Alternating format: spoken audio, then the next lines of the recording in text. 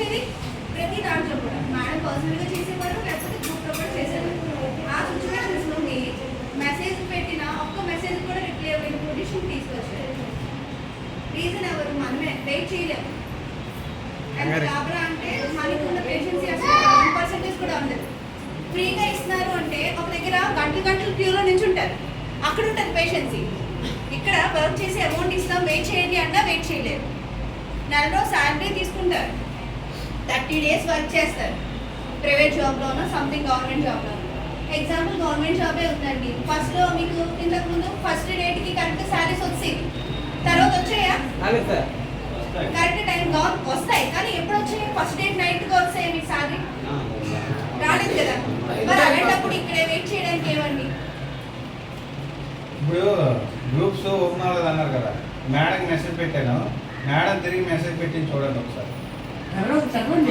అంటే గ్రూప్ మెయింటెనెన్స్లో ఉంది. ఆ తర్వాత ఈ గ్రూప్లోని వీడియో చాట్స్ ఆడియో చాట్స్ ఎక్కువ జరుగుతున్నాయి.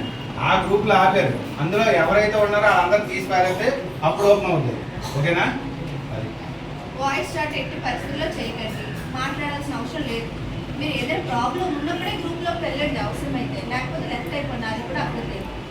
మీరు ఇక్కడ ముందు జాయినింగ్స్ చేసుకుంటున్నారా? జాయినింగ్స్లో నేను ఫేస్ చేసే ప్రాబ్లమ్స్ అండి. రిఫరల్ ఇచ్చి వదిలేస్తారు సార్ అక్కడితో. ఆ రిఫరల్ ఇచ్చిన పర్సన్కి ఎలా ఏం చేయాలని ఎలా తెలుస్తుంది? ఏం మెసేజ్ చేయాలి, ఎలా మాట్లాడాలి, ఎవరితో ఏ ప్రాబ్లం వస్తే ఎవరితో సాల్వ్ చేసుకోవాలి ఏమీ తెలియదు. డైరెక్ట్గా ఆఫీస్కి వస్తారు.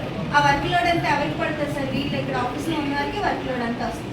యాక్చువల్గా ఏ లెవెల్ పర్సన్ లీడర్ ఉంటే ఆ ఏ లెవెల్లో మీరు ఒకరిని జాయిన్ చేసుకోవాలి అనుకుంటే వాళ్ళు ఫుల్గా ఎక్స్ప్లెయిన్ చేయడం మీరు ముందే నేర్చుకోండి. జాయిన్ అయిన వెంటనే ఎక్స్ప్లెయిన్ చేయండి. మీ లీడర్ మీకు ఎక్స్ప్లెయిన్ చేసే కదా మిమ్మల్ని జాయిన్ చేసుకుంటారు. ఎక్స్ప్లెయిన్ చేయడం ఫస్ట్ నేర్చుకోండి. కంపెనీ ఫస్ట్ డీటెయిల్స్ ఏంటి అని, ఆ నెక్స్ట్ వర్క్ ఎలా జరగాలి తెలుసుకోండి. బ్యాంక్ డీటెయిల్స్ ఏ విధంగా అప్లోడ్ చేయాలి, విత్డ్రా ప్రాసెస్ ఏంటి, ఏ టైం నుండి ఏ టైం వరకు పెట్టాలి, మీటింగ్స్ ఎప్పుడు వస్తున్నాయి, ఈ డీటెయిల్స్ అన్ని క్లియర్గా తెలుసుకున్నప్పుడు మాత్రమే మీరు రీఛార్జ్కి వెళ్ళండి. రీఛార్జ్ ప్రాసెస్ కూడా నేర్చుకున్న తర్వాత మీ నెక్స్ట్ జాయినింగ్స్ అనేవి స్టార్ట్ చేయండి. అవి ఏవి తెలియకుండా రిఫరల్ లింక్ ఇచ్చేసి వదిలేస్తే మీరు ఎవరిని అడుగుతారు? అది ప్రాబ్లం వస్తే నేను అప్పుడప్పుడు వచ్చినప్పుడే నేను చూస్తున్నాను.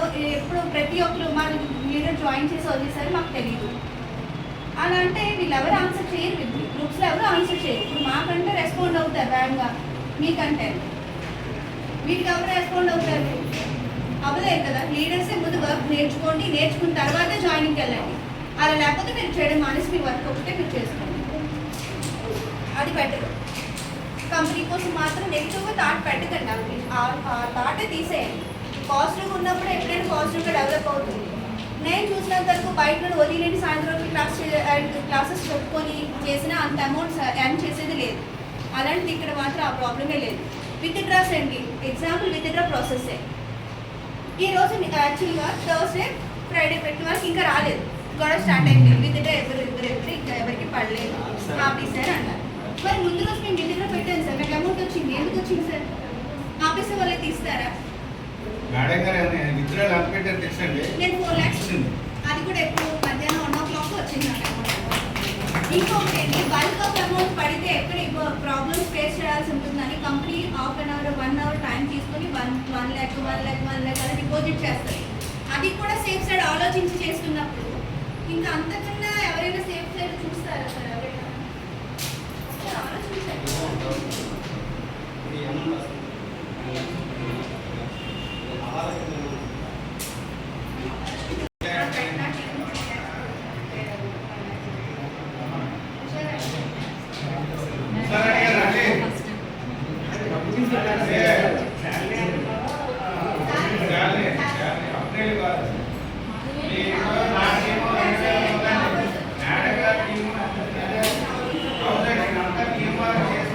పిల్లలు తీసుకురావచ్చు.